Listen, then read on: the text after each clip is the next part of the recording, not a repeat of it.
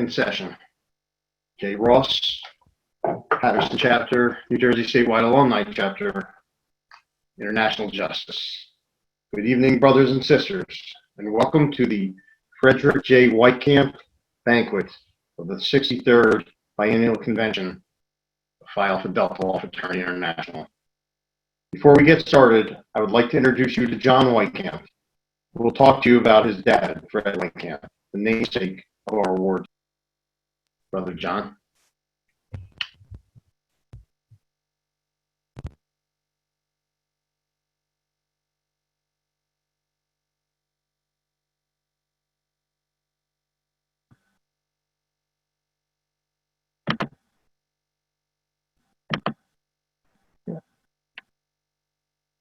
John Weitkamp, Alaska Statewide Alumni Chapter.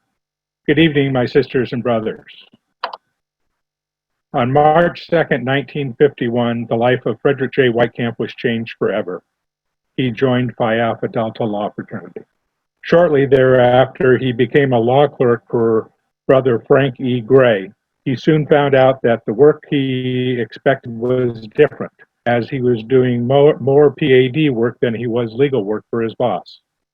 That may have been because the Brother Gray was the executive secretary, which is the name that was used for our executive director prior. And he later disclosed to my father that he was grooming him to become the next executive secretary, using the service of Brother Frank Ludwig as his template. Brother Ludwig had served as executive secretary of our fraternity for some 25 years. Brother Gray was a very political member, and he knew that his tenure as executive secretary would not be for any protracted period of time. So at the end of 1952, my father became P.A.D.'s executive secretary. Several years later, the title was changed to executive director, and the title of executive secretary was used for traveling members.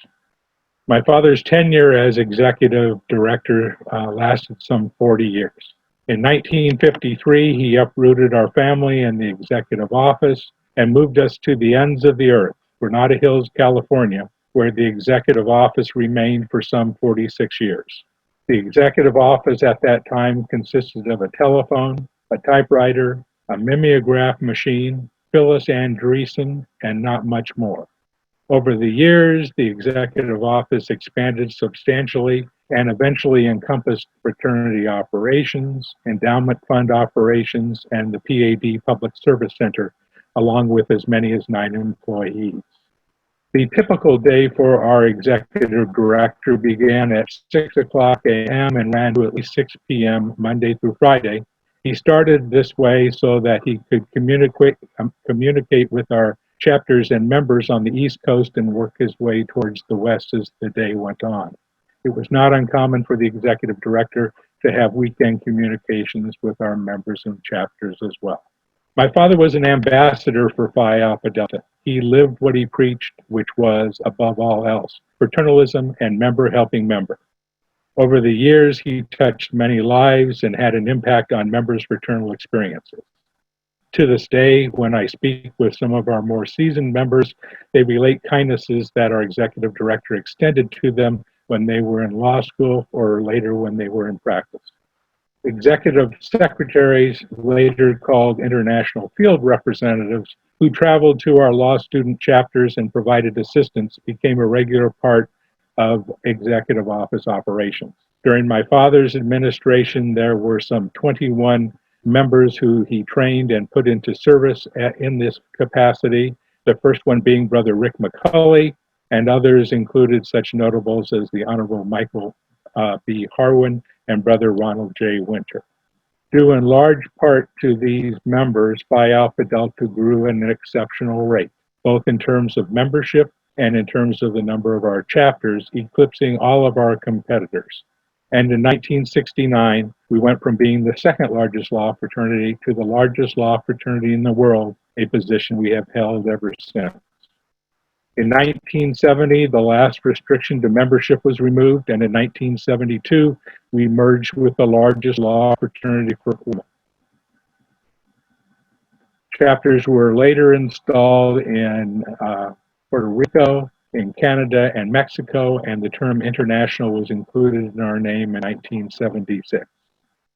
The executive director was a principal in the development of the Professional Fraternity Association and was P.A.D's earliest representative to the PFA, with many who followed, including Brother Cliff Schechter and Brother Andrew Sagan.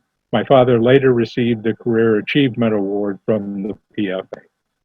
And then in 1980, the pre-law program was adopted, which is now celebrating its 40th anniversary of its adoption, and an entirely new dimension was added to our fraternity, but one that was not hobbled by constitution and bylaw restrictions, as were our law school and alumni chapters.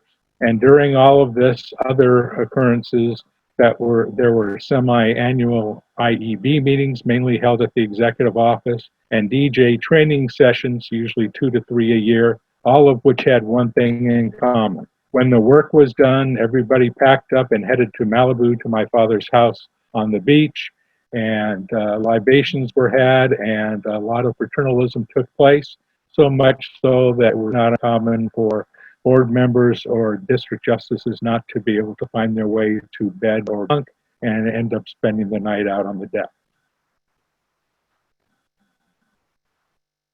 My father often commented on how blessed he was to be surrounded by so many talented brothers and sisters who gave of their time and talents to advance our fraternity. That, to him, was what P.A.D. was all about. During this time, in the 60s and 70s, he watched the rise of law fraternities. In fact, we got up to 17 law fraternities towards the end of the 70s. And then, unfortunately, he watched their demise as over the years, most of them died off. And at this point, there's one chapter of Gamma Eta Gamma left, 2 of Sigma Nu Phi. Delta Theta Phi is hanging on by its fingernails with volunteers operating it from a college. And Phi Delta Phi gave up being a fraternity and became a society because they could no longer compete with us.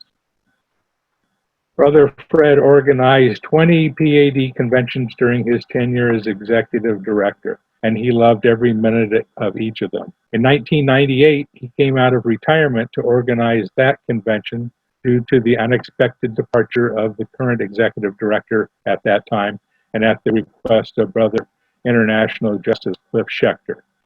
He loved that. My father loved that convention as well, except for the day and a half when the air conditioning went out in our part of the hotel, and the only saving grace is we got 20% off the bill. We could never get my father to use a computer, but it was amazing what he accomplished with a legal pad and a number 2 pencil, and that's no kidding. But all good things must come to an end, and he finally decided to pull the pin as executive director at the 1992 convention. After that, he made himself available to his successors, but did not force himself upon them and did not look over their shoulders. He enjoyed touching base periodically with those he had grown close to over the years and catching up with them at subsequent conventions, something that was very important to him. And he currently shares the record with Brother Sandy Ray for the most consecutive P.A.D. conventions attended at 32. Over the years, 3 things touched him, and he spoke about them often. The first one was when the International Executive Board provided him with his own P.A.D. robe. Up until that time, only the IEB members and the members of the International Tribunal were allowed to wear robes during the processional and in the opening session. That all changed with the presentation of the robe that he received, the same robe that I now wear when I preside over the P.A.D. memorial services. Soon thereafter, the privilege of robe wearing was extended to our district justices and remains that way to this day. The second matter that touched him deeply was his induction into the P.A.D. Distinguished Service Chapter at our 1978 convention. He was inducted as the 9th member of the DFC. He didn't have a clue it was coming. He didn't expect it, and that just made it the sweeter for the presentation at that time. And lastly, there was Big Daddy's Bash, his send-off as executive director at the 1992 convention. That was the largest convention attendance until our 2016 convention. He reveled in every moment of that convention and absolutely loved to see all of the brothers and sisters who came to see his send-off, including many who had not attended conventions for 10 or more years. Many thanks to the IEB for making that such a special occasion for him.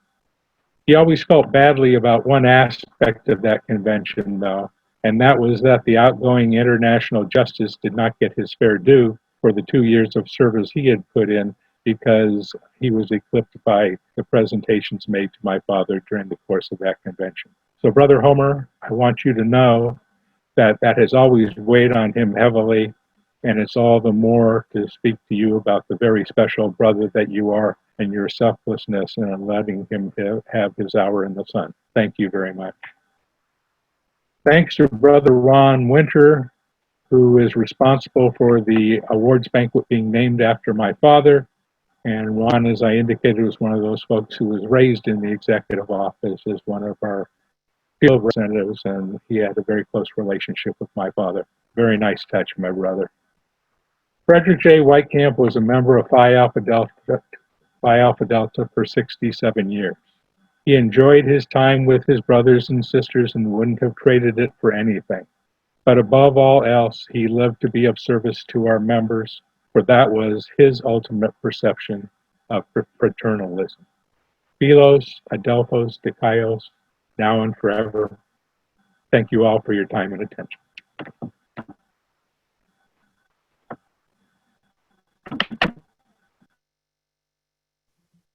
Thank you, Brother Weitkamp.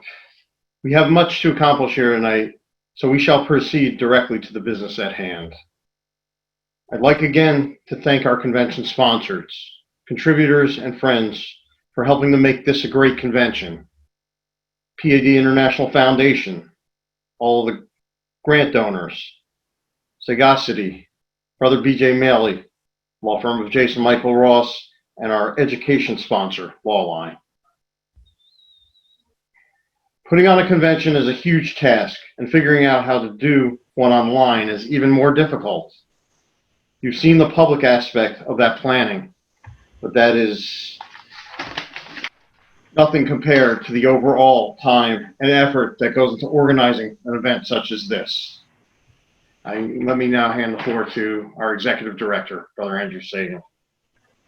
Andrew Sagan, Robert E. Redding, Alumni Chapter, Executive Director. I finally did it last day. Thank you all for everything. Every single one of you who have participated, from all the open sessions to all the workshops, the socials, participating on the community boards. It has been almost baffling to me that we were able to do this in this state. I was sitting, I got home last night after a long day. I think it was an 18-hour day, which is nothing strange to having an 18-hour day at a live convention, just because it is what it is. But when you're 18 hours and you're sitting for almost like that amount of time, you're like, you get home, and I actually felt for the first time, I was like, that actually kind of felt like a convention there. And I was like, I think we did it. If I felt like I had a connection with people, I'm looking at everyone's reactions, which are hysterical, by the way. And someday I'll have to make a scrapbook of all my screenshots, and I'll use those for later on in my life. But I just want to thank you for being a part of history. This is something we never wanted ever to do, but we did it, and I think we were really pretty good at it. So thank you all for that. I'd like to say that I had just one little spoke of the wheel for this, because if it was not for the exceptional staff who went above and beyond like you wouldn't believe, we not only were able to do a brand new event that we had nothing about in such a short amount of time, because we already had it done for Orlando. We were just about to launch all of our speakers, all of our programming, and then we got the rug swept out literally as soon as mock trial ended. We're like, oh no, this is not going to be good. And then it happened. But Emily, Corey, Leslie, Danny, Liz, Katie, Rachel, thank you so much. I cannot thank you from the bottom of my heart, because none of this, without every single one of us, would have happened. Everyone played a critical role. It was not just me, it wasn't Corey, it was all of us working as a team together. So thank you, and enjoy the rest of your evening, because we're going to be closed on Monday and Friday, and I'm thinking about somewhere in between too, because yeah, maybe the week. I'll have to talk to my new bosses about that later on. But you have a good rest of the evening. I'm going to have a beer. It's right here. And we'll talk to you later. Thank you, Andrew. And, you know, if it was me, I'd let you close for the week, but in about an hour or two, you know, it'll be different. So anyway, you know, thank you. And you know, again, you know, Andrew, Emily, Corey, Leslie, Danny, Liz, Katie, and Rachel, you know, you guys are awesome. That goes without saying. Anyway, now it's time for us to get back to the business at hand. It is now time for the presentation of the remainder of our awards for 2019-2020. Our first award this evening is our John J. Macaulay Legal Educator Award, one of Phi Alpha Delta's highest honors. This award is presented to a P.A.D. member for their contribution to the legal education based upon a lifetime of dedication to the principles and core values of P.A.D. Integrity, courage, service, professionalism, compassion, innovation, and diversity. This year's Macaulay Award is awarded to Dean William P. Vanderweyden III from University of Miami School of Law. To talk about Dean Vanderweyden, I introduce you to Allison Janowitz, District 26 Justice. Allison, you have the floor. Hi, everybody. Allison Janowitz, Rasco Chapter, District 26 District Justice. To say that it's an honor and a privilege to be presenting the award to this man is, there's no words to present Dean Vanderweyden, or as we all know him at University of Miami, Dean V, this award. On a personal note, both my brother and myself knew Dean Vanderweyden as we were law students in very different capacities. My brother, as Dean V will probably admit, was a little bit more of a rabble-rouser at the law school, and Dean V went out of his way to help Scott a lot. And then with me, I joined Phi Alpha Delta in a chapter that frankly was floundering. I had 8 students, aside from myself, when I started as justice in my 1L year. And with Dean V's help and his encouragement, I navigated through the school, I navigated through the politics of the school to get Rasco Chapter to win awards by the end of my 3L year. And to bring it back, not to the glory of Rasco, because I don't know that that's going to ever be as possible as it was, but to its own glory in 2010. But Dean V is more than that. He's more than his dedication to P.A.D, and he's more than his dedication to the individual students is unsurpassed by any administrator that I've ever dealt with. He works one-on-one with so many students who are struggling, whether it's to get clearance to the bar, emotional, socially, educationally, academically, anything. Dean V is always there. His door is always open to any student who is in need of help. He does this event every semester, and I hope that we can start it again in the fall, but I'm not so hopeful, Dean V, regarding ethics, and he brings together students and alumni, and it's one of my favorite events, and I've been doing it since I was a law student, and the goal is to discuss ethical issues. He provides scenarios to the students and the judges and the lawyers that are there to discuss ethical issues that we're facing at the time of that dinner. If you need to hear more about Dean V, you talk to any of these P.A.D members that you know, Rachel Papica, Jacqueline Blumenfeld, any of them. Now, I am remiss to say that nominating him wasn't my idea. It was Jacqueline Blumenfeld's idea, and I know that she feels extremely strong and extremely thoughtful, and it was a meaningful thing for her to even think to nominate Dean V. And it was one of those where Dean V is so involved in the everyday life of every student at University of Miami and all students in general. and even after you graduate, he's still involved, that he's one of those people that he just does it because that's who he is. And he wants to make that impression. He wants to help the students. And there's nobody more deserving than this award than Dean Vanderweyden.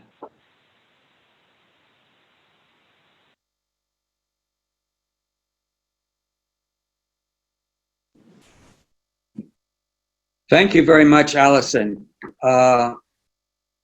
You went into my 90-minute speech. You gave so much material there. So I just want to say I am very thankful. I'm humbled and honored to receive this award. You know, I was hoping to join you all in Orlando. I had this on my calendar since months and months ago.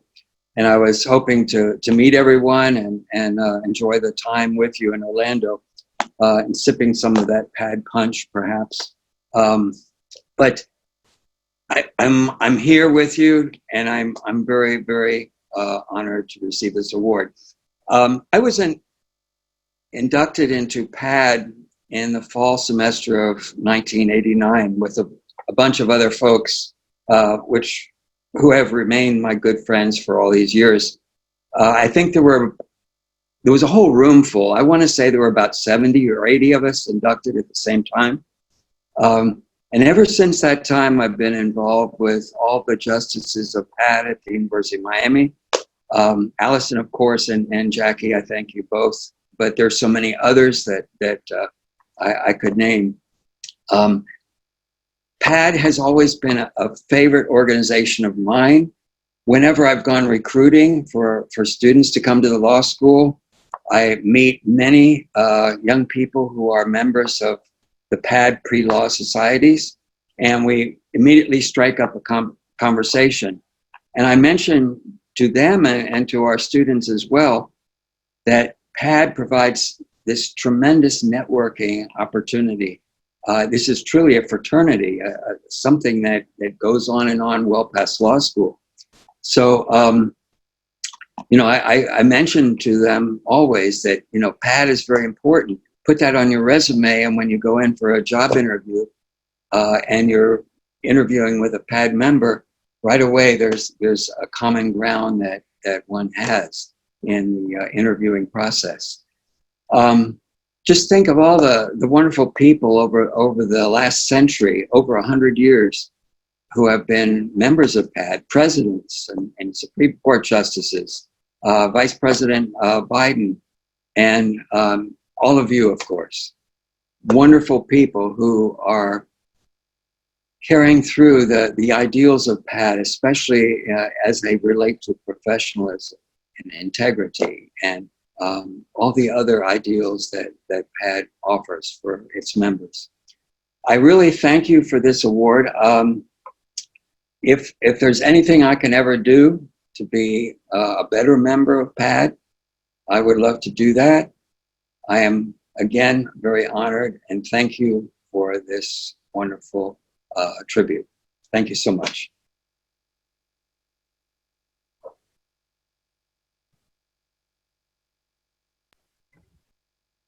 Thank you, Dean V, and congratulations. Can I just say one or two more things, Jay?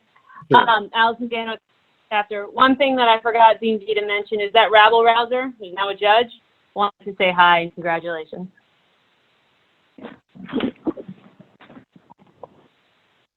Thank you. Okay, our next award is the C.C. Cooper Service Award. It's a new award this year, and I will call upon International Executive Board Member at Large, Michelle Isherwood. Thank you, Brother Ross. The Cynthia C.C. Cooper Award is a new Phi Alpha Delta award, which is awarded to a person who has provided distinguished and continuing service to the fraternity. It is given in recognition of service provided to the fraternity nobly in excess of the ordinary. Cynthia Cooper, also known to thousands of P.A.Ds as CC, served as the office manager of P.A.D's executive office in Granada Hills from 1977 to 1987. For that decade, she was the first voice many of our sisters and brothers heard from the International. Serving Phi Alpha Delta was not a job, but a calling for Cece, for she came to love many of our members. She had a fantastic memory and could pick up on a conversation with a member even if they hadn't spoken for a year or more. She truly cared about what was going on in our members' lives, as well as what they were doing for Phi Alpha Delta. After a year of serving at the executive office, Cece attended her first P.A.D. convention in 1978 and oversaw registration, something that she did for the next 4 conventions as well. Convention added a new dimension to Mrs. Cooper's interactions with our members, as she could now see our sisters and brothers face to face, and such solidified her relationships with many of them. Contact with many PADs by CC was no longer limited to 9 to 5, Monday through Friday, as it was not uncommon for her to call members on the weekends and for them to contact her at home. She retired from the executive office in 1987, but maintained contact with many PAD members for the years that followed and right up until her death, July 2nd, 2019. Few non-PADs have loved Phi Alpha Delta and its members as much as Cece. It is fitting and proper that this award, sorry, I'm a crier, which will be awarded to non-PAD for their involvement in our fraternity, be named after Cynthia Cooper. Sorry, I'm going to lose it. I know, Jay, you're going to regret picking me. Our first recipient is, this is really hard, is Anise Benamy.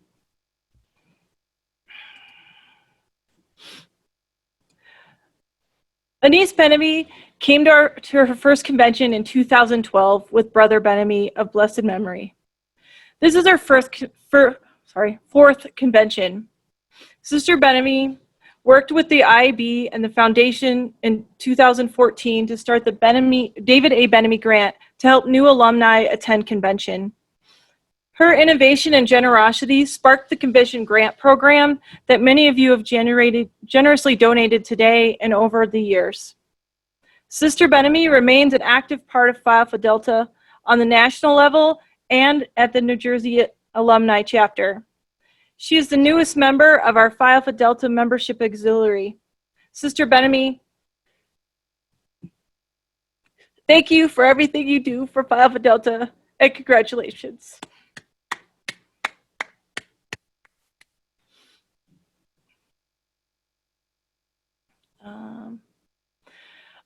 Our second awardee for this is Bev Owen.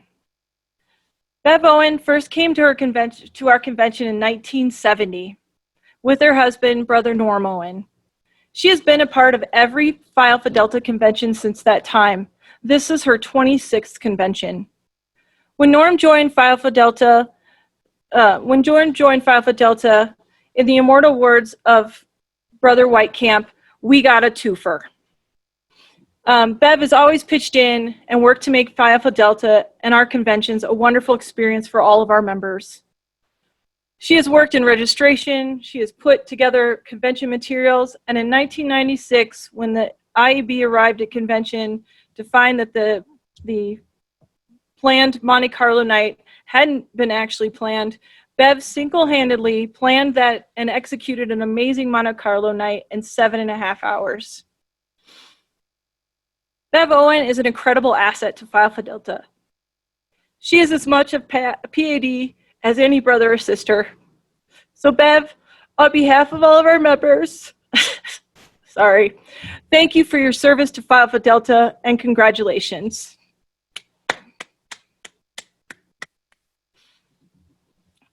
And our third winner is Joan Winter. Joan Winter has attended convention since first attending in 1990 with Brother Ron Winter. This is her 16th convention. She has been a true asset to Phi Alpha Delta. Joan has shared Brother Winter with us and even celebrated her 23rd wedding anniversary at the 2012 convention when Brother Winter became International Justice. At the 2014 convention, Joan rekindled the tradition of hosting a luncheon for all of our SPADs. She made all the arrangements and sent out invitations. The luncheon had not been held in over 20 years. When I called Ron, Brother Winter, to get some information, he said, quote, "This woman is a saint." He told me of the time that Joan carted an 8-week-old baby from Niagara Falls, New York, to Scottsdale, Arizona, with a 12-year-old niece along to play nanny, on to and off the plane on her own because Ron had already come ahead to Scottsdale for the pre-convention board meeting. "Who would do that?" he said. "My wife, a loyal SPAD." That was Lydia's first convention in 1998. And since then, Rachel and Lydia have actually attended 12 conventions each. Joan, thank you for all you do for Phi Alpha Delta. You are a P.A.D. Congratulations.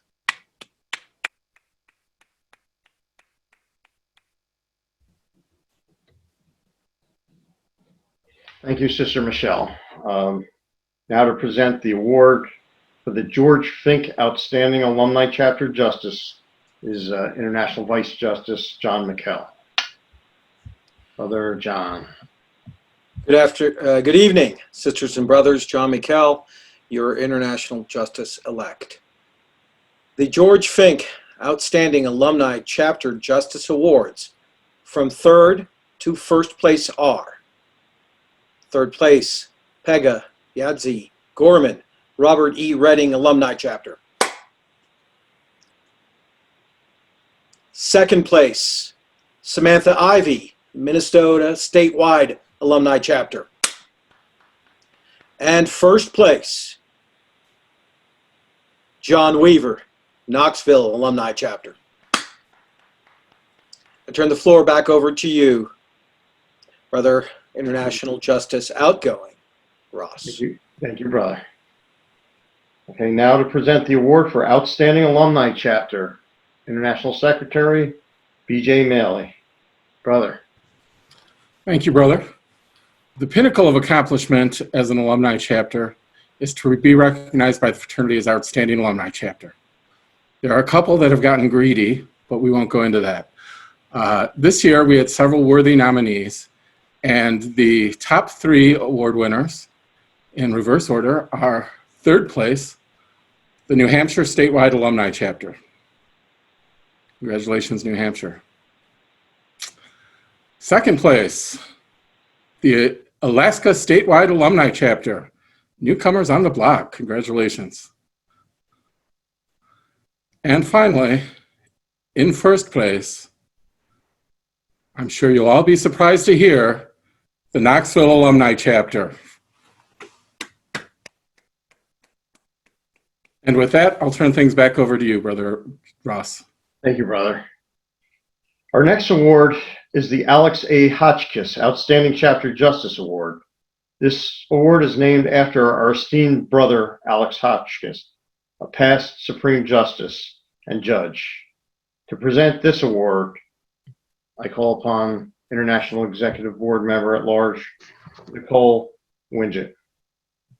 Thank you, Brother Ross. This award is given to the outstanding chapter justices who honor the name of Alex H. Hotchkiss, who served our fraternity at so many levels, and this is a really exciting award for our chapter justices. We're going to start by announcing our last year award winner. As in off years, we roll over and announce that at convention. So the 2018-2019 winner of the Alex A. Hotchkiss Outstanding Chapter Justice was Aaron Cunningham, Benson Chapter. This year, in 3rd place, William Chris Dunn, Washington Chapter.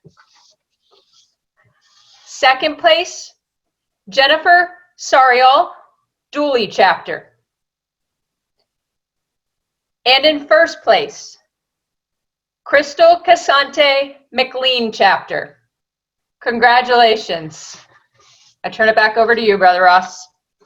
Thank you, sister. The next award is the Stanley H. Cohn Outstanding Chapter Award, which will be presented by our International Treasurer, Dan McDowell. Brother Dan?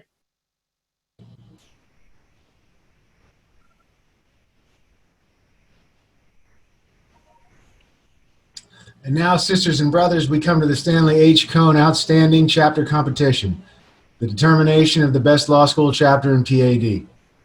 Ron Winter provided a video on Stan Cohn, and if you missed it, please go back to the link and watch. Stanley was a damn fine pad. Last year, the Stanley H. Cohn Outstanding Law School chapter winners were: third place, Kenneth Douglas, Miquel chapter. Second place, Robert H. Watson Jr. chapter. And last year's winner, Mira Bradwell chapter.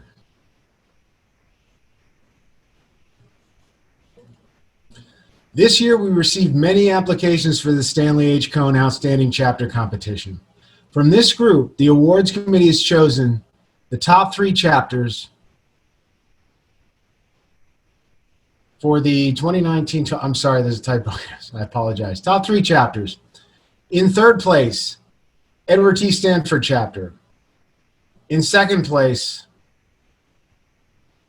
Robert H. Watson Jr. chapter. And the number 1 chapter in P.A.D. for the 2019-2020 school year is Mira Bradwell chapter.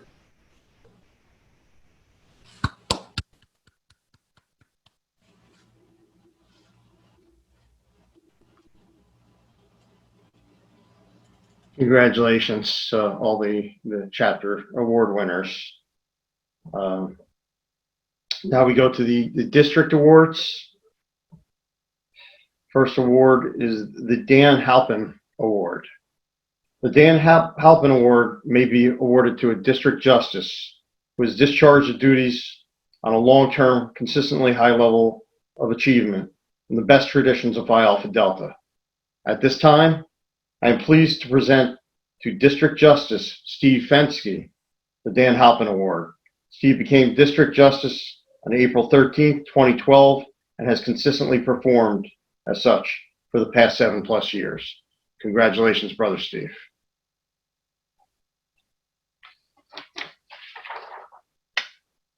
I now turn the floor over to International Executive Board member John Karasik for the Most Improved District. This year's finalists for the Most Improved District were Districts 31, 24, and 23. And congratulations to District 24, our Most Improved District, led by Brother Ed Anderson.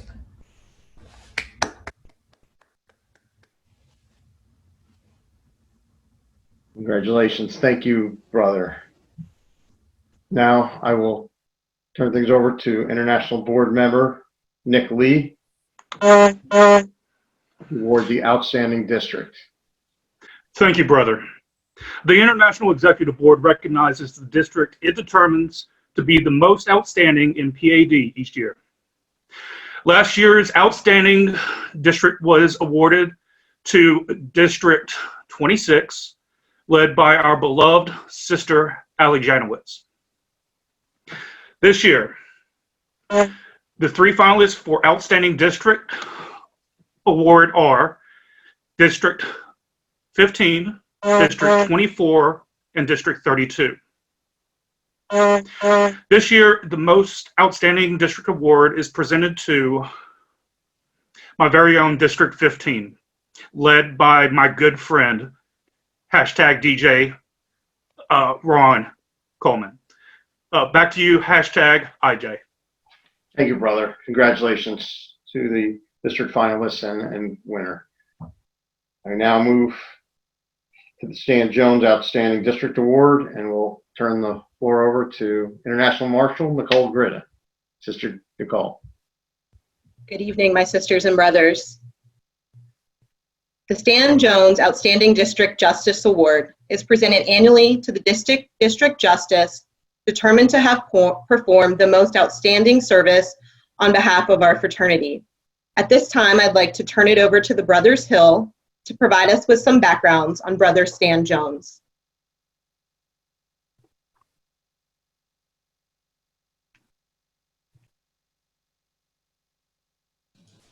All right. Thank you very much.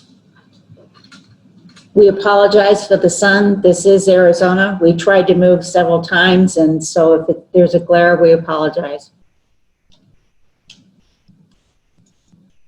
Stan Parker Jones was born in 1921 in Omaha, Nebraska. He was a World War II veteran. The law was a second career for our brother, who attended Syracuse University School of Law in Syracuse, New York. He was initiated into the John Carmody chapter in 1963 and graduated in 1965. While there, he served as clerk and then justice of the Carmody chapter, and he was their delegate to the 1964 P.A.D. convention. Brother Jones practiced law in New York for a while, and then he relocated to Phoenix, Arizona. He worked in the office of the Maricopa County Attorney from 1969 to 1976. He became involved with the Valley of the Sun Alumni Chapter, where he served that chapter in many capacities, including clerk, vice justice, and justice. In 1972, Brother Jones was part of the installation team for the chartering of the Hugo Black chapter at Arizona State University in Tempe, Arizona. And in 1984, he served as part of the installation team for the chartering of the Fred Bloom chapter at the University of Wyoming in Laramie, Wyoming. He attended the P.A.D. convention in 1972. In 1978, he was appointed district justice of the area now encompassing, well, eventually encompassing, New Mexico, Arizona, and Wyoming. He served that district for more than 6 years. He also attended the 1978, 1980, 82, and 84 conventions. Brother Stan was an unassuming man, genuinely humble, with a warm heart and a true love for his brothers and sisters. He was stricken with cancer, which took him quickly in early 1985, one of the few P.A.Ds to die in office. With due deference to the Knoxville brothers and sisters, Brother Stan was probably the first to promote the wearing of seersucker and was always seen as in a seersucker suit and in true Arizona fashion, a bolo tie.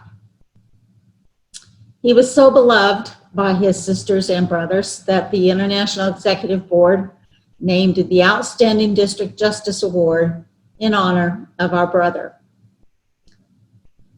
For those of you who see this and are wondering why during this presentation I hold up a sugar and cream set, I'm going to turn it to Derek and let him tell you the very, very humanity of Stan Jones.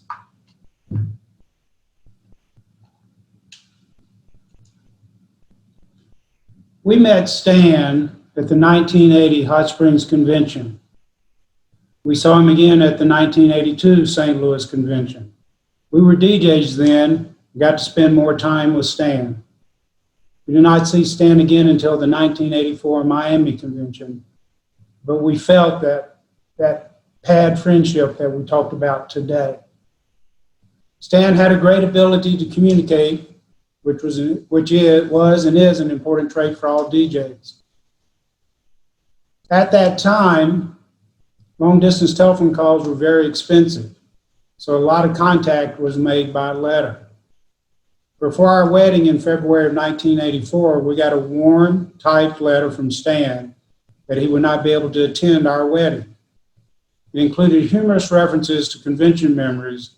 It was like we were talking with him. About a month later, we got a handwritten letter and a wedding gift. The gift was this cream and sugar set. The letter was humorous, but was also very personal. He told us the story of his grandfather and grandmother. His grandfather was in the Boer War and was a captain in Queen Victoria's Guard.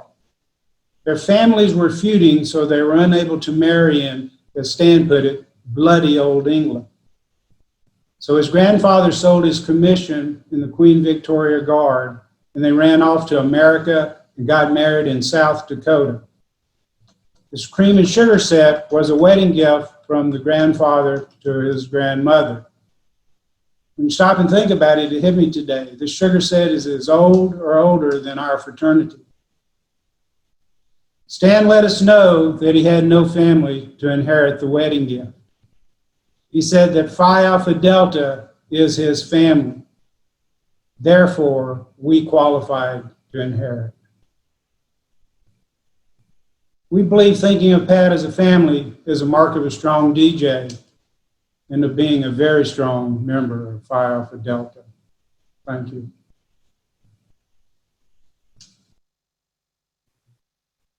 Thank you, Brothers Hill.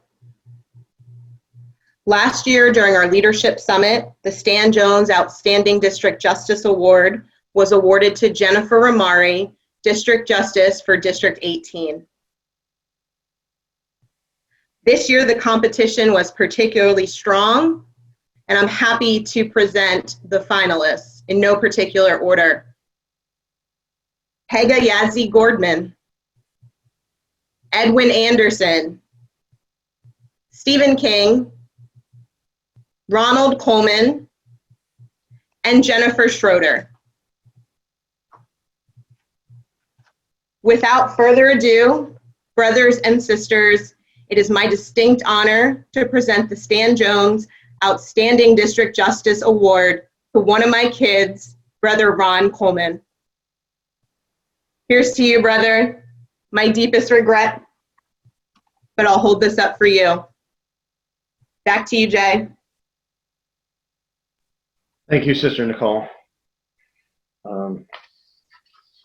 We now move into different area awards.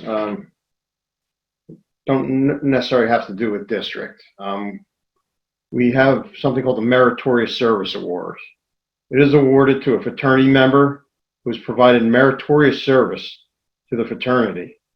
It is given in recognition of service provided to the fraternity, notably in excess of the ordinary.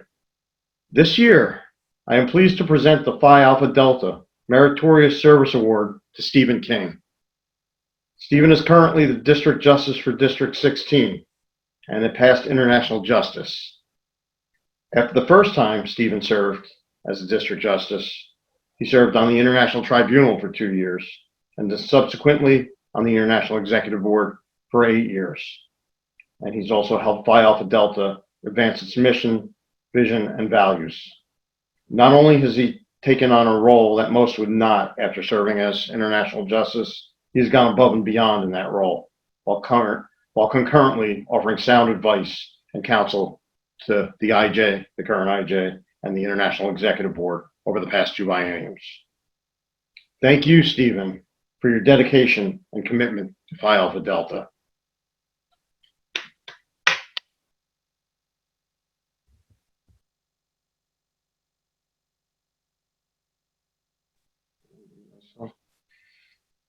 Okay, moving on along. Let's see, we got to go. Getting close to the new officers. Let me just, if you bear with me a moment, I just need to check something.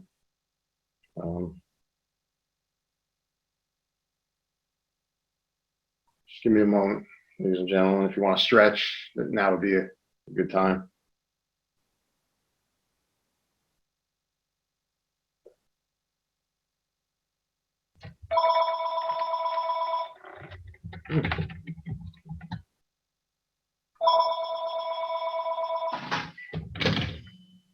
Hello? Please excuse me, this is a line I have, the DSC.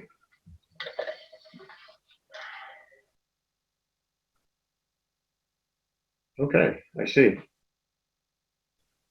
Very interesting. Okay, excellent. Okay, I will let everybody know. Moving forward with that. Thank you. All right. Just got some word. The Meritorious Service Award is awarded to a fraternity member who has provided meritorious service to the fraternity. It is given in recognition of service provided to the fraternity, notably in excess of the ordinary. This year, I'm reading this, yeah. hold on, I was reading the wrong thing. During our opening session, you've heard about the Distinguished Service Chapter. Check that. I'm reading too much here, but I apologize. I'm getting tired. You've heard about the Distinguished Service Chapter. It is indeed a chapter unlike any other. You recall that it takes more than a membership application fee and oath to join. Membership in this chapter requires a unanimous vote of the members of the International Executive Board, and we know that's not easy. It's not easy to get 9 lawyers to agree on just about anything. So, in fact, prior to this convention, it only happened 29 times in Phi Alpha Delta's history. And with the addition of 2 new members earlier in this convention, it has now occurred 31 times. Again, membership in this chapter is the highest honor that can be afforded a Phi Alpha Delta member. Most DSC memberships have been bestowed at a convention. Obviously, that is a rare occasion indeed.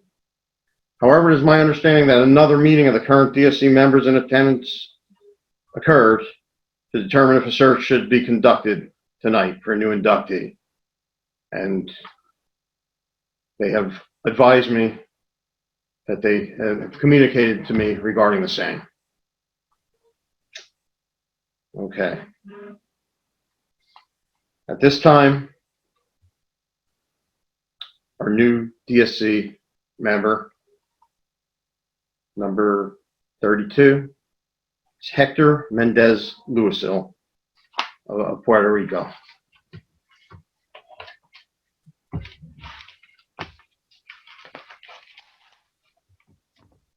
Brother Hector Mendez Luisil graduated of Diego chapter, graduated from the Universidad de Puerto Rico with a BA in political science in 1968. Received his Juris Doctor degree in 1975 from the Catholic University of Puerto Rico. While at Catholic University, he served as Justice of the Jose de Diego chapter. The Phi Alpha Delta Constitution, International Bylaws, and Book of Ritual were translated into Spanish under his direction. Our brother attended his first convention in 1974 in Toronto, Canada, serving on the International Expansion Committee. After graduation, Hector became a charter member of the Puerto Rico Alumni Chapter and its first chapter justice. Our brother was appointed District Justice of what was then District 23 in 1980 and served in that capacity until 1986. During this tenure, the Nos chapter at International American University was reactivated. The San Juan Alumni chapter was chartered, and the Ernesto Ramos Antonini chapter was chartered at the Universidad de Puerto Rico. The Albizo campus pre-law chapter was chartered at Catholic University of Puerto Rico. And the Segundo Ruiz Belvis pre-law chapter was chartered at Inter-American University. Hector was recognized during the time period with the following P.A.D. awards: Best District twice, Best District Justice, and 7-year LRE Honor Roll. At conventions, he serves as chair, vice chair, or resource person for the following committees: Convention Committee, International Expansion, Constitution and Bylaws, Publications, Rules and Resolutions, and Audit and Finance. In 1986, Hector was elected Chief Tribune at the Baltimore Convention. He served a decade as the chief of the International Tribunal, one of the longest of such services in Phi Alpha Delta history. Hector Mendez Luisil's other involvements include membership in Colegio de Abogados de Puerto Rico, Federación Interamericana de Abogados, American Bar Association, Puerto Rico Bankruptcy Bar Association, Association of Trial Lawyers of America, and Association of Consumer Bankruptcy Attorneys. Hector is in private practice in civil litigation, torts, and bankruptcy. He's also served as a law professor at Catholic University from 1986 to 1990. He's admitted into the practice in the Commonwealth of Puerto Rico, U.S. District Court for the District of Puerto Rico, and the First Circuit Court of Appeals and the United States Supreme Court. He has also served as a counselor of law for related matters in the Dominican Republic, Venezuela, and Costa Rica. Brother Mendez Luisil also served as a Phi Alpha Delta coordinator for Puerto Rico for the P.A.D. law-related education program from 1980 through 1987. Essentially, he opened up Puerto Rico for Phi Alpha Delta. And he attended 10 conventions in 1974 and 1980 through 1996. So congratulations to Brother Hector. It is my understanding that he could not be here with us. Going to search, and I believe he is not at this time, unfortunately. Again, these awards we're not allowed to, they're very locked down, so the recipients don't know that they're receiving the awards, and neither does anybody else outside the board and executive director, and possibly the DSC, somebody in the DSC. Anyway, as I had my discussion with the DSC, we have another member that will be inducted into the DSC tonight. This member, Homer S. Taft of Hay Chapter. I believe Brother Homer is with us tonight. I will read his biography and then introduce you to Brother Homer. Homer Sherman Taft was initiated into Hay Chapter at Case Western Reserve University School of Law in February 1968 and served as treasurer and justice of his chapter before graduating in 1970. Following graduation, he served as a law clerk to the United States Court of Appeals for the Sixth Circuit in Cincinnati and Akron, Ohio. He established a solo practice in Cleveland in 1971. Homer served as alumni advisor to both Hay and MEC chapters as Cleveland Alumni Chapter Justice. Brother Taft attended 14 conventions from 1974 to 1998 and then again in 2002. Brother Taft also served as district justice from 1976 to 1978. In 1978, Brother Taft served as a convention arrangements chair. He was elected Associate Tribune to the P.A.D. International Tribunal at that convention. 2 years later, he was elected to the International Executive Board as International Advocate, a position which he served for 2 bienniums. He then served approximately 5 years as International Justice until his ascension to the position of International Justice in 1990. During his term, the IEB was selected the successor to Executive Director Fredrick J. Weitkamp, who retired at the convention in 1992. Our brother also served as the chairman of the International Advisory Board from 1992 to 94. During his tenure on the IEB, Brother Taft was particularly involved in alumni affairs, international expansion, and the formation and operation of the P.A.D. Public Service Center and many other projects. He served on numerous committees, including the Alumni Affairs, Financial Affairs, Constitution and Bylaws, and Revision. He authored the P.A.D. Handbook on Establishing a Legal Practice and co-authored the Alumni Chapter Manual. In addition to his fraternal service, Homer has been active in civic, political, and business affairs, the Cuyahoga County Republican Executive and Central Committees, candidate for United States Congress in 1978, and Common Pleas Judge in 1986. The Greater Cleveland Citizens League, the 103rd OVI Company, Civil War Descendants Organization, Cleveland Grays, and Western Reserve Civil War Roundtable. Brother Taft received his undergraduate degree from Kent State University and also attended Ohio Wesleyan University and Culver Military Academy. At this time, I'd like to recognize Brother Homer Taft. Brother Taft, congratulations. You have the floor.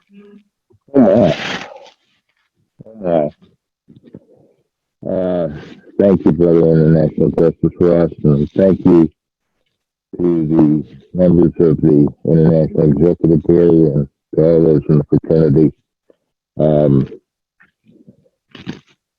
You don't normally find me, I don't think, in the last for words, but I'm close.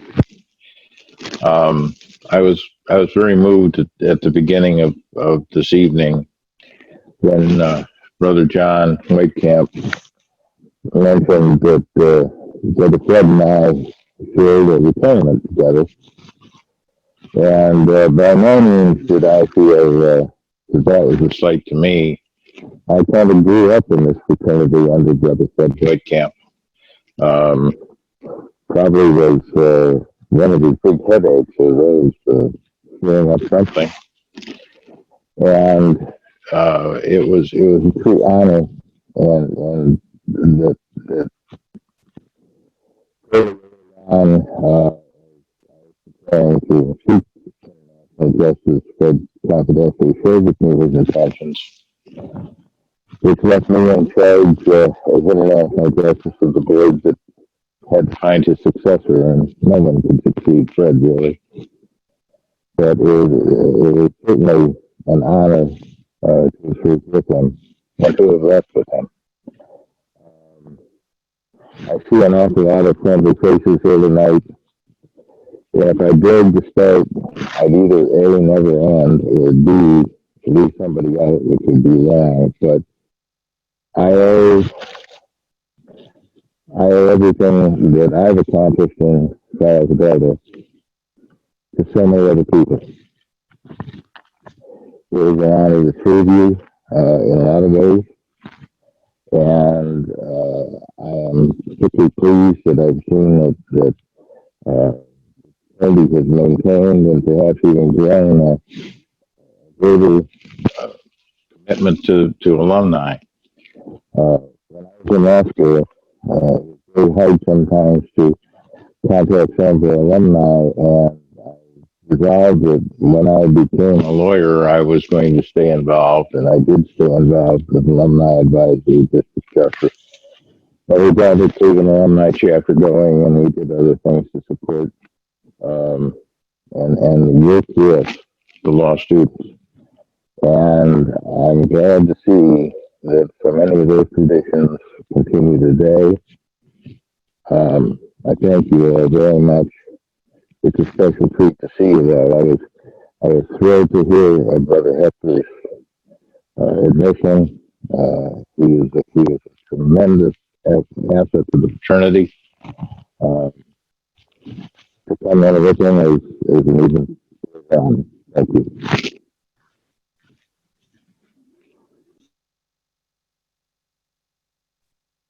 Thank you, Brother Homer, and thank you for joining us. It was a pleasure to finally see you at a convention.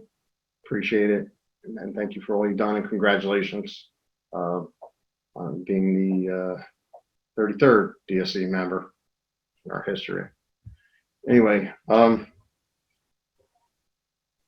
this time, I would like to just briefly depart from the script. I do, before we go into the installation of officers, I really want to thank this International Executive Board. Your International Executive Board over the past 2 years has been phenomenal. You know, this was a board that dealt with challenges unlike any other before. These are people who pretty much did what they could with what we had. They did their best and really got a lot done. I mean, we really kicked it in the high gear, as I had said at the beginning. I mean, these are people who just got knocked down and got up and really moved us forward. So I do want to thank the International Executive Board. One thing that did come to mind, as Brother Cliff said earlier in the day, one person I have not thanked, because I did the board, the DJs, ADJs, officers, or staff.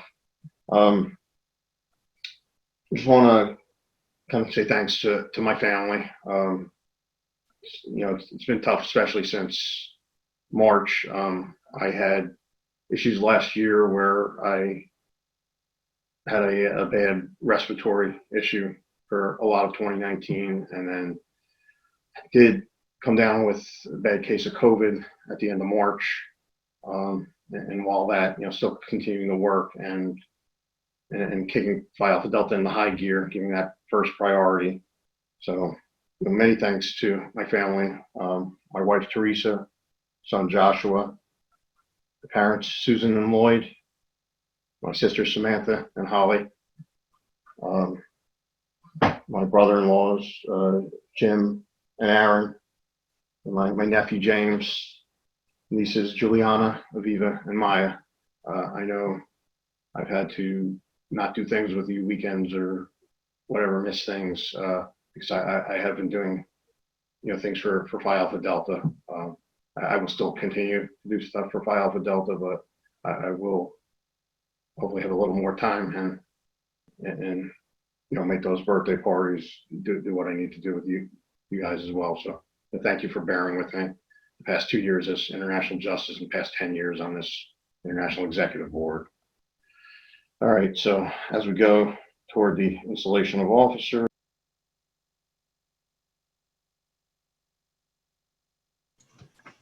Oh wait, I'm good. Jay, can you hear me? Yes. Oh, you're getting this. Are you getting the same call? Yeah. Oh, good. I was just making sure. Yeah. Let me just check People it were out. calling me. Oh. You're kidding. Okay, so who is it? All right. Well then. All right. Well, thank you. Yes. All right. So before we get into the installation of officers, we have another P.A.D. first. At one convention, we now have 5 inductees into the Distinguished Service Chapter. So, the next inductee, this one is somebody who's very close to me.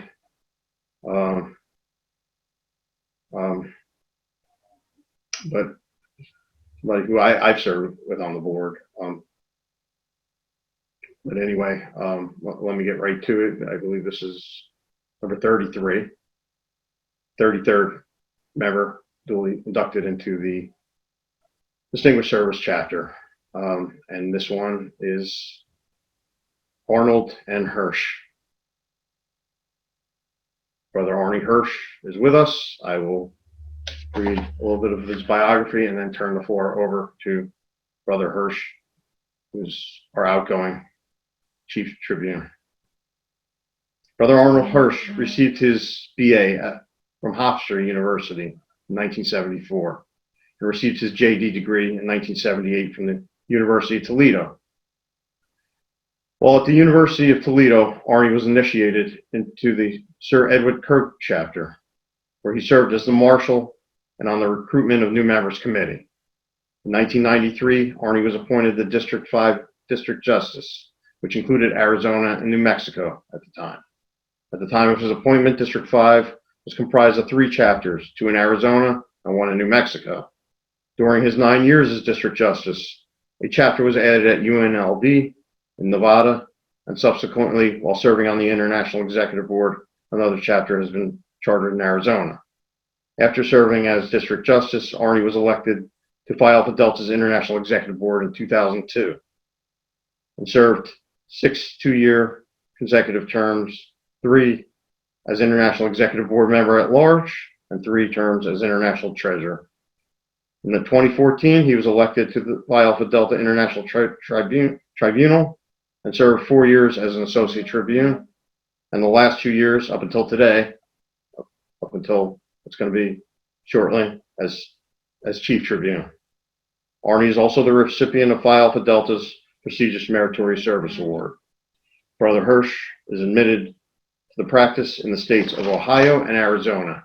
At the present time, Arnie is practicing in the area of plaintiff's personal injury and elder law, which includes estate planning, guardianships, conservatorships, wills, trusts, and probate. He's involved in the community as a state-sustaining member of the Arizona Trial Lawyers and as a member of the Arizona and American Trial Lawyers. In the past, he has served on the board of the local Chamber of Commerce and the local Lions Club. I had the privilege of serving on the board with Arnie for 4 years, from 2010 to 2014, and regularly Arnie and me, for a while, we were talking pretty much every Sunday. Although lately it's been more sporadic at different times due to COVID, and we may not know which day of the week it is lately. But anyway, I introduce you to Brother Arnie Hirsch. Brother Arnie, you have the floor.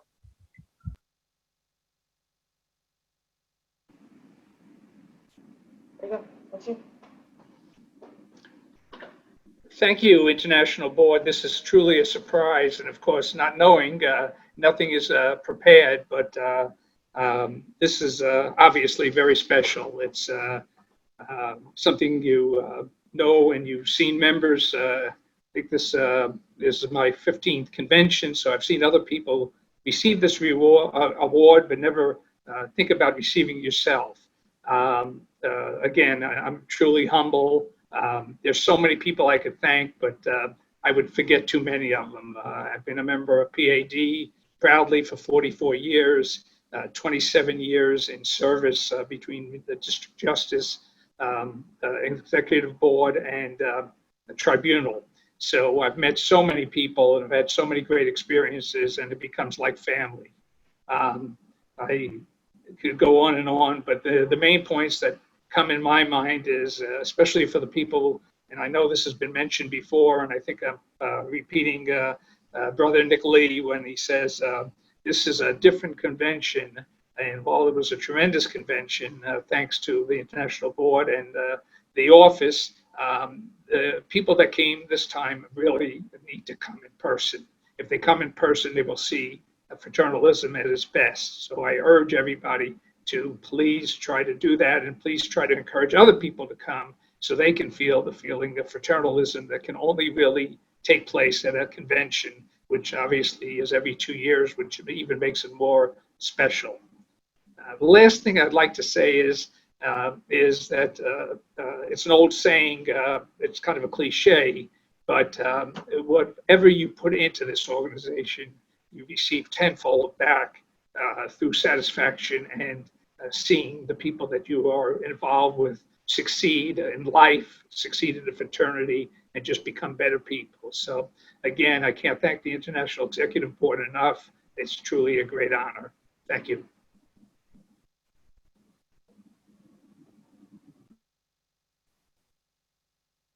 Thank you, Brother Arnie, and congratulations on being our latest member to be inducted into the Distinguished Service Chapter.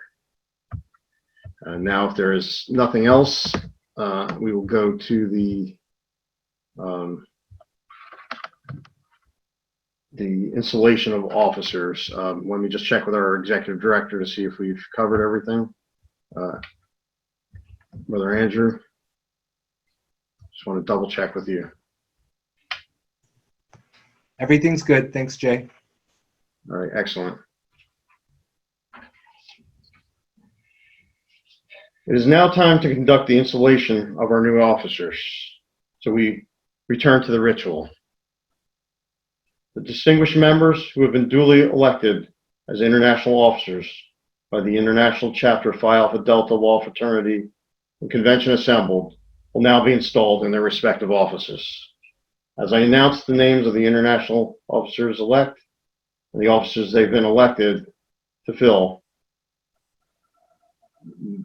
you brothers, you can unmute their microphones, and they will, in person, they would be following me to the dais, and below the dais to receive their charge. But if we're doing this virtually, that's one step we don't have. So I will go through them again. Associate Tribune B elect, the Honorable Kimberly A. Gallant.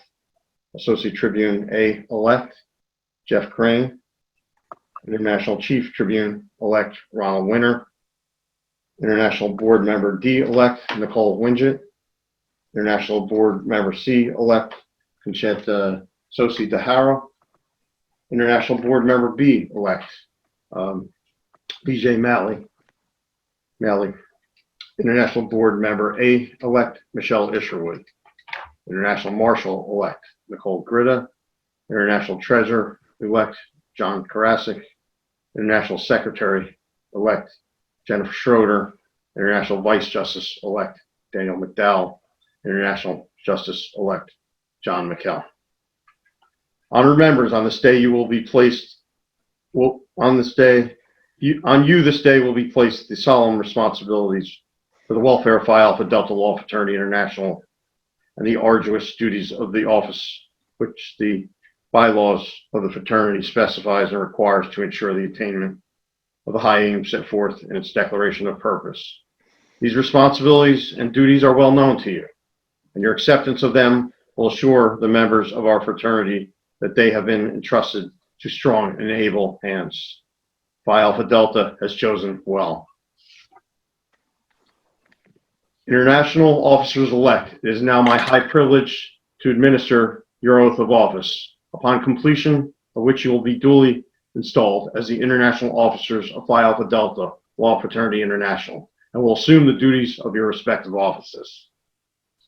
Please raise your right hands and repeat after me.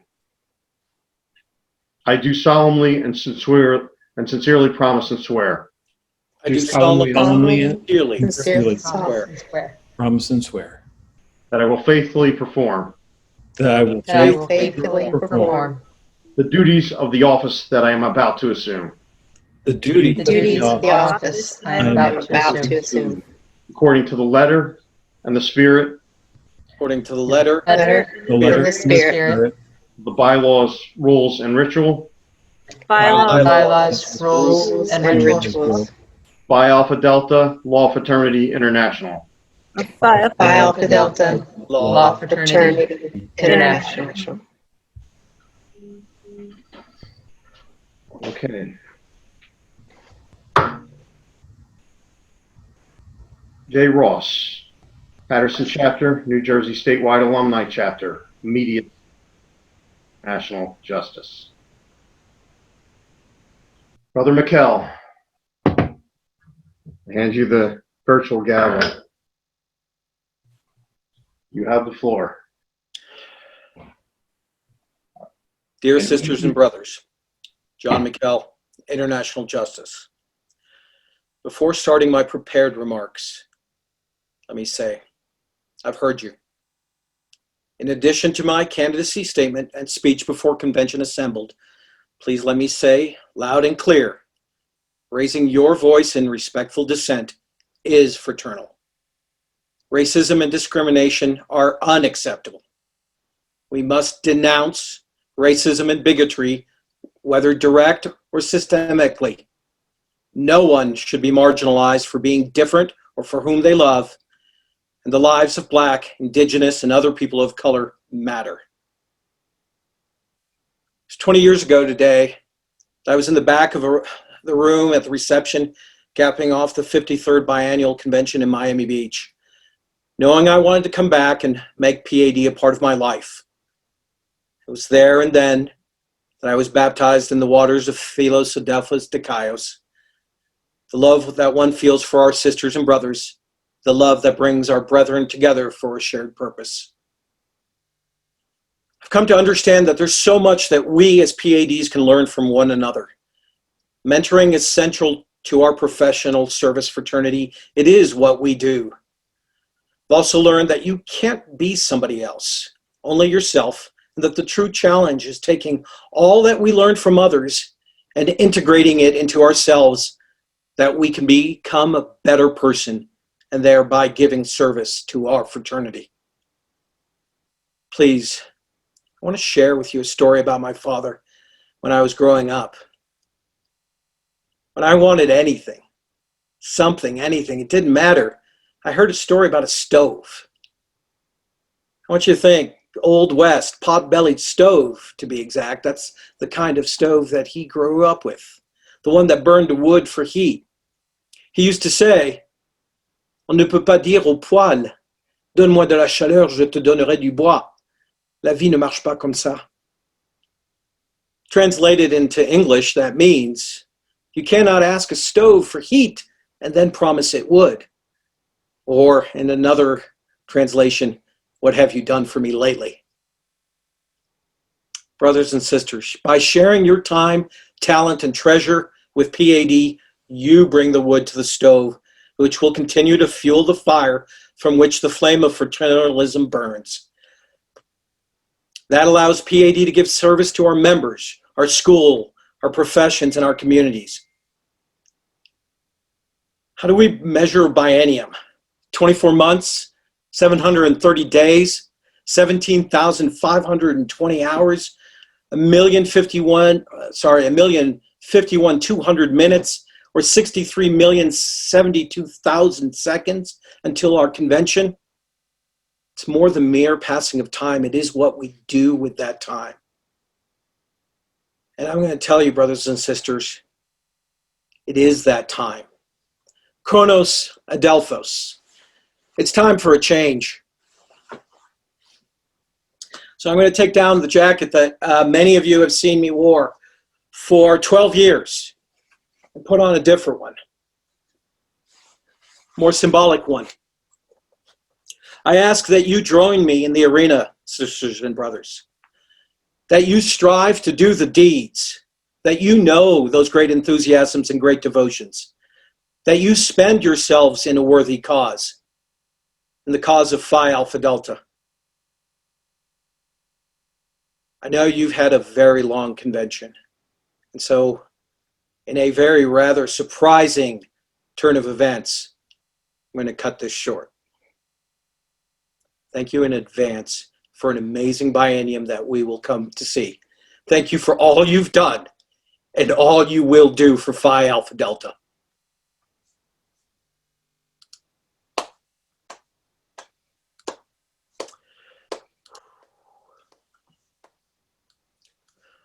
All right, let's see here. We're going to transition to our formal closing ceremony. Before adjourning, there's just two announcements I have.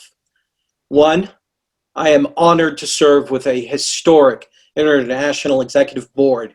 It is the first majority female board, and having brought, strike that, my wife having brought a daughter into my life, I can tell you the future is female.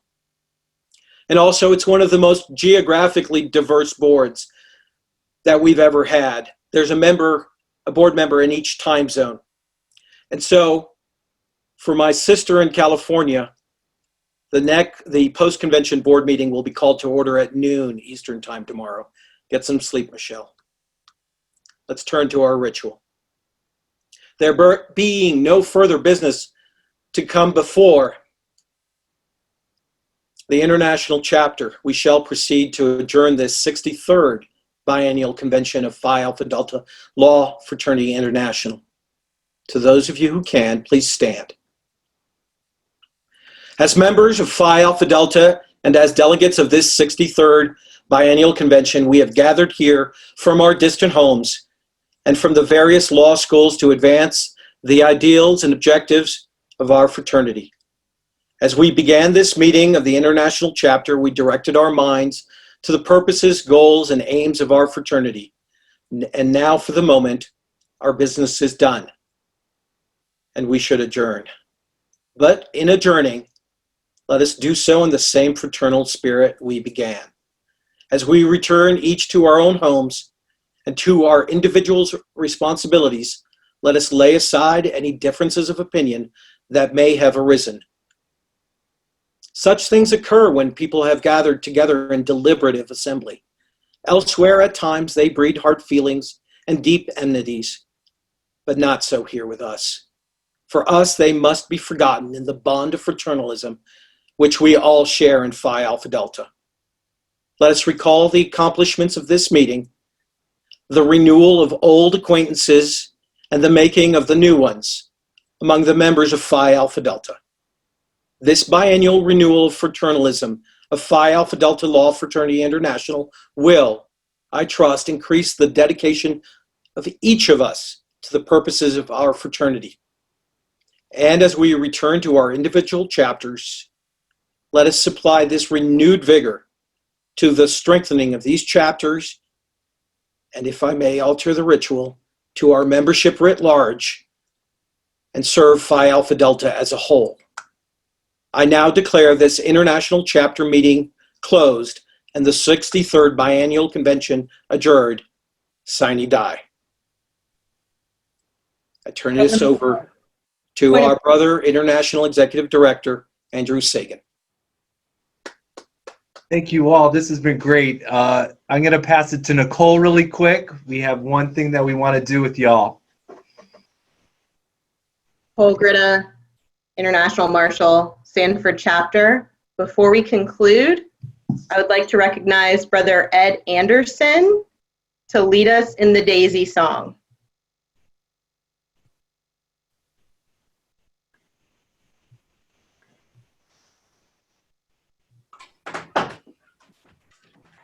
Got it? Thank you, Madam Marshal. Can you hear me? Yes, sir, loud and clear. And I'm actually going to go ahead and for the first time all convention, unmute everyone. Yay! And I presume we're singing the Daisy Song for our new International Justice? Yes, brother. 1, 2, 3. Hooray for John, he's a damn fine pad. Hooray for John, see him where he stands. Isn't he a daisy? He sets them all crazy. 1, 2, 3, 4. John is gonna buy the beer. Hooray for John, He's a damn fine pad. Woo! Woo! Cheers, brother. Cheers. Britta, out.